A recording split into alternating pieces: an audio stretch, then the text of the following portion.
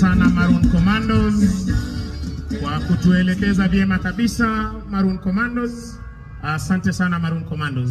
Niombe tubaki tukiwa tumesimama kwa wimbo wa taifa na wimbo wa Jumuiya ya Afrika Mashariki. Waliovalia kofia za chepeo tuweze kuzivua kwa heshima.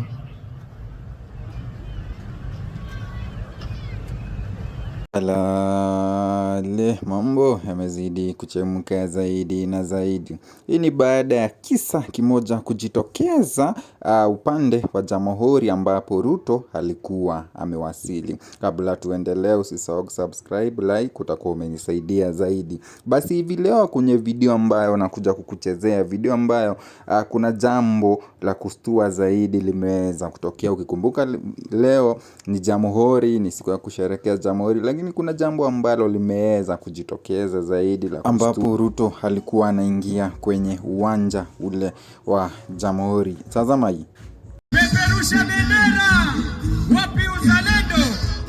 Mimi ni Mkenya, najivunia kuwa Mkenya. Peperusha bendera ya jamhuri yetu. Moja. Karibu Mheshimiwa Rais, utuongoze kwa sherehe ya leo. Karibu. Karibu Mheshimiwa Rais. Asante sana, asante sana. Asante sana Maroon Commandos kwa kutuelekeza vyema kabisa. Maroon Commandos, asante sana Maroon Commandos. Niombe tubaki tukiwa tumesimama kwa wimbo wa taifa na wimbo wa Jumuiya ya Afrika Mashariki. Waliovalia kofia za chepeo tuweze kuzivua kwa heshima.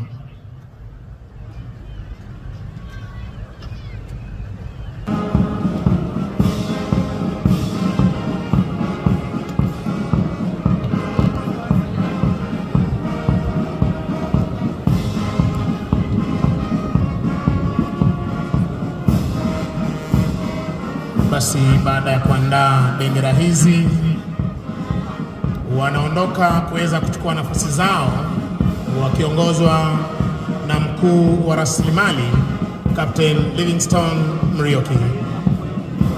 Majeshi yote ya ulinzi, niombe kwa heshima tusimame kuweza kumkaribisha Mheshimiwa Rais hapa uwanjani. Hayo yakiendelea, mabishopu nao wameonekana kuweza kuzidi kupinga hii serikali zaidi na zaidi. Ukikumbuka hivi juzi waliweza kuongea na kusema kana kwamba Rais Ruto awache kudanganya watu. Kumbuka hivi juzi waliweza kusema maneno haya. Culture of lies, NHIF, unkept promises and misplaced priorities. The culture of lies is swiftly replacing the integrity and respect that Kenyans deserve. Basically, it seems that truth does not exist, and if it does, it's only what the government says. Unfortunately, it seems that the Kenyans have helplessly tolerated the lies told to them constantly by politicians. Kenyans must learn not to applaud or validate the lies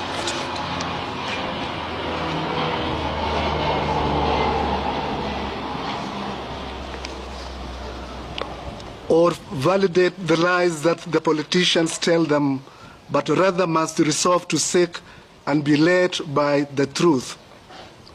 When the government fails to fulfill its promises, particularly concerning payments to essential service providers, it harms vulnerable communities. This is the case with NHIF. The neglect of faith-based organizations, hospitals, now owed billions in dues, is an issue we have addressed constantly, even with the President. We recall the pertinent and resolved issues we have raised recently with the government: over taxation of Kenyans, the hiking of the missionary work permits, youth unemployment, regulations of the education system, especially the CBC and university loan scheme, the failure to constitute the IEBC, etc.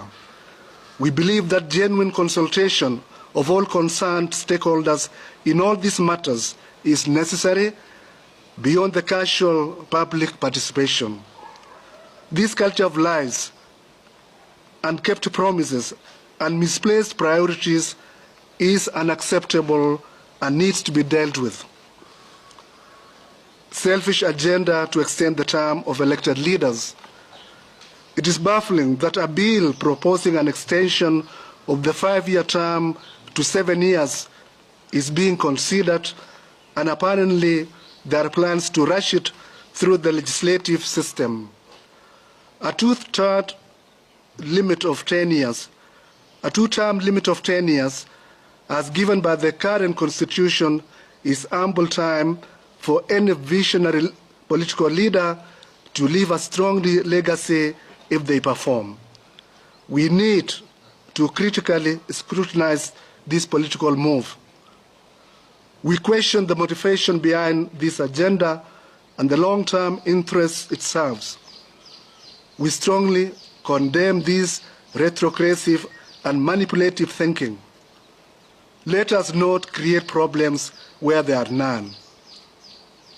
We have matters of national concern, such as the crumbling CBC education system, health care services, reconstitution of the IEBC, a huge block of educated but unemployed youth, and fighting the monster of corruption, among others, that are surely top priorities. Overtaxing Kenyans. We all know that the government raises its revenue primarily through taxes. Our problem is that Kenyans are being unreasonably overtaxed by the continued myriad of new tax regimes that are constantly emerging from day to day. It seems to be a hidden way of reintroducing the rejected Finance Bill 2024. We must listen keenly to the cry of the Kenyan people. The current tax regime is already prohibitive and burdensome. As Catholic bishops, we have many times reminded the government of the need to put to good use all the collected revenue and live within its means.